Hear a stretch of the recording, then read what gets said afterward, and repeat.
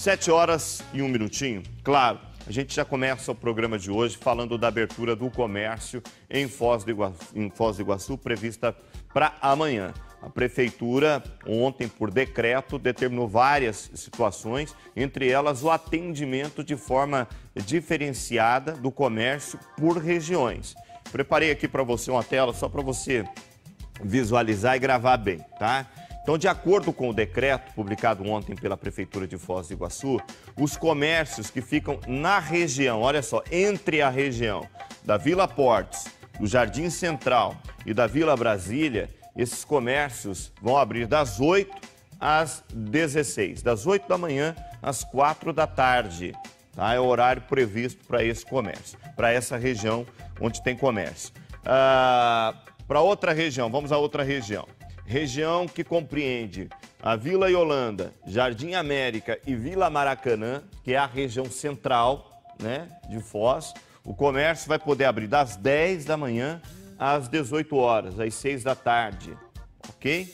E os shopping centers? Os shopping centers vão poder abrir do meio-dia às 8 da noite. Então, os shoppings também abrem ou reabrem a partir desta quarta-feira, com todas as medidas de segurança que também foram colocadas lá no decreto, enfim, então o comércio abre. Agora, o que ficou vago no decreto e as outras regiões?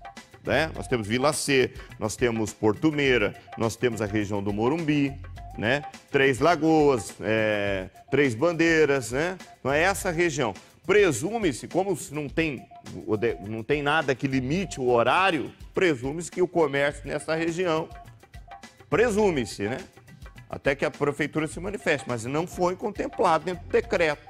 Então essa região aí, eu acho que o comércio pode tocar o pau e atender o povo, claro, dentro sempre, né, dos critérios da saúde. Máscara, álcool gel, atendimento limitado a 30%, né, do público, enfim, tá certo? Vamos conversar agora com o Juliano Jacques.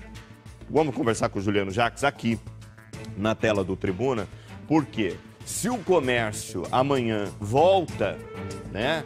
Se o comércio volta, mesmo que não seja na totalidade de funcionários, obviamente o número de pessoas que vão precisar do transporte coletivo é muito maior. E a gente volta a falar com o Juliano Jacques aqui no nosso Tribuna da Massa amanhã. Ô Juliano, então o número de ônibus aumenta a partir de amanhã também com o decreto? Exatamente, Ricardo. Muito bom dia para você, muito bom dia para quem nos acompanha. Exatamente, o número de ônibus deve chegar a 70 para transportar os trabalhadores aqui em Foz do Iguaçu. Segundo o decreto publicado no Diário Oficial do município, a escala dos horários do ônibus deve obedecer o mesmo a de sábado. Então os ônibus vão estar circulando e aqui no terminal de transporte urbano, Ricardo, assim como nos shopping centers, como você salientou agora há pouco, terá a verificação da temperatura corporal dos passageiros. Além disso, aqui no terminal de transporte urbano, terá todas essas medidas obedecidas conforme o decreto municipal. No transporte coletivo urbano, continua a obrigatoriedade do uso de máscara para todos os passageiros. Ainda o pagamento da tarifa vai ser realizado normalmente com o cartão, o bilhete eletrônico, o que chama também a atenção que as instituições bancárias vão poder operar normalmente a partir de amanhã, só que com a ressalva da limitação no acesso de 30% na capacidade de atendimento. E, claro, também o importante destacar que a coleta seletiva, que está parada atualmente, Ricardo, retoma as atividades a partir do dia 27 de abril. Então tá, a coleta seletiva volta no dia 27. Amanhã, bancos reabrem, mas atendendo 30% da sua capacidade. Ônibus, horário, funcionamento com horário de sábado, aumenta um pouquinho o número de ônibus. Porém, na minha opinião, não será o suficiente, mas são os técnicos do Foz-Trans, né, que vão poder dizer isso melhor, mas nós vamos acompanhar como a gente tem acompanhado nos últimos dias. O que não pode é o comércio voltar, né? A quantidade de ônibus aumentar um pouquinho, mas não é o suficiente. Aí todas as regras de segurança que são previstas para o comércio, para o shopping, para o banco, morrem dentro do ônibus. Aí é que não pode. Mas nós vamos acompanhar isso de perto. Obrigado, Juliano. Daqui a pouco a gente volta para falar um pouquinho mais com você sobre mais desse decreto. Amanhã, então, essa expectativa da reabertura do comércio aqui em Foz do Iguaçu. E a gente vai falar mais sobre isso nessa edição aqui do nosso Tribuna, tá bom? E é essa esperança, né? Essa fé que todos nós temos que ter, e sobretudo o turismo. Você sabe muito bem que Foz do Iguaçu depende muito do setor turístico, né?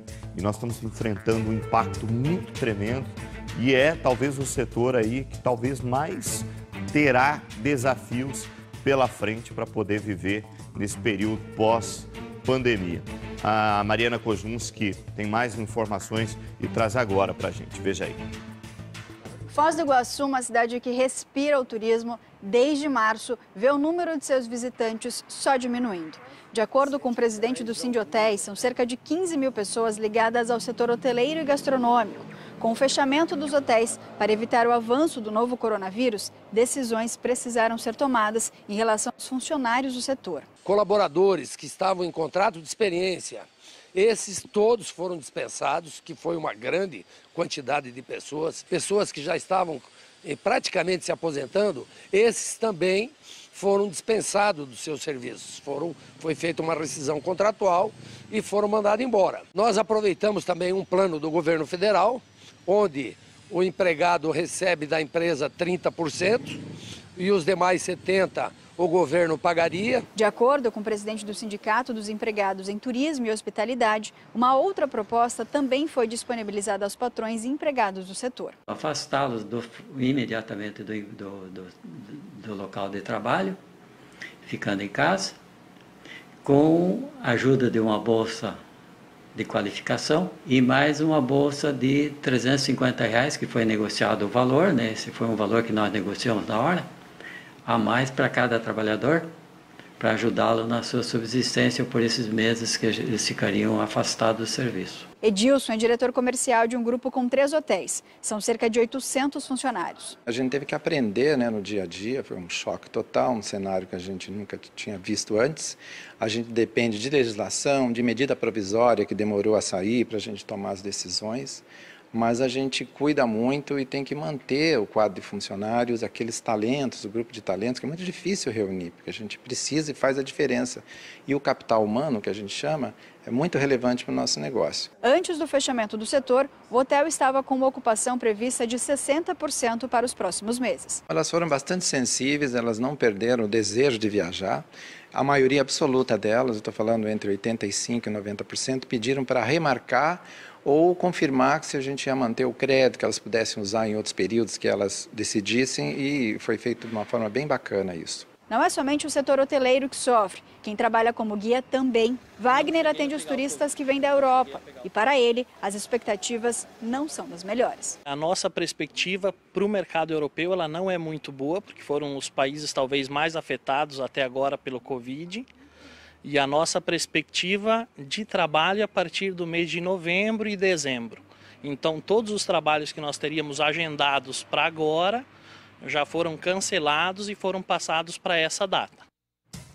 Extremamente desafiador para o turismo, né, de Foz do Iguaçu, e vai ter que ter, e vão ter que ter muita criatividade. É um esforço total, né, de todos para que possa continuar atraindo turistas, para provocar o turista vir para Foz.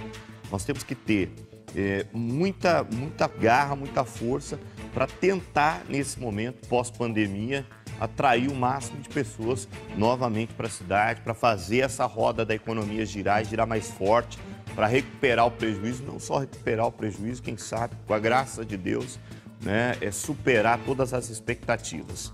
Volto a dizer, né, é óbvio, ninguém cai na ilusão de que não vai ter desafios. Vão ser grandes desafios. Porém, a gente tem que colocar no nosso coração que nós vamos vencer. Nós já vencemos tantas outras, vamos vencer essa. Deus tem dado vida para nós, dado inteligência para nós, vontade de trabalhar não nos falta, né? Fé não nos falta, povo honesto, bom, não nos falta. Então a gente vai vai viver o melhor, tenho absoluta certeza disso. Bom, a gente volta a falar agora com o Juliano Jacques para saber quais as atividades. A gente já falou que o comércio em geral reabre dentro das condições que o decreto estabelece aqui em Foz do Iguaçu, mas tem algumas atividades que continuam suspensas em Foz, né, Juliano? Exatamente, Ricardo. O decreto suspende as atividades nas escolas públicas municipais e antecipa o recesso de julho, devendo essas escolas preverem aí um plano para a reposição das aulas. Também estão previstas a suspensão ou as suspensões das aulas presenciais nas escolas de educação infantil, também de ensino fundamental e ainda no ensino superior. O decreto suspende as atividades nessas escolas, mas não coloca aí a obrigatoriedade para as universidades públicas aqui da cidade. Também estão suspensos o lançamento de alvarás para eventos no município de Foz do Iguaçu. As atividades também estão suspensas com relação à visitação aqui no Bosque Guarani, onde nós estamos neste momento, nesse feriado de 21 de abril, dia de Tiradentes. Ainda com relação ao decreto, as licenças já concedidas aí pelos órgãos municipais a eventos programados também estão cancelados. Ricardo. Tá certo, Juliano. Muita coisa ainda permanece fechada, principalmente as escolas, né? E também os eventos, obviamente, porque há uma grande aglomeração de pessoas.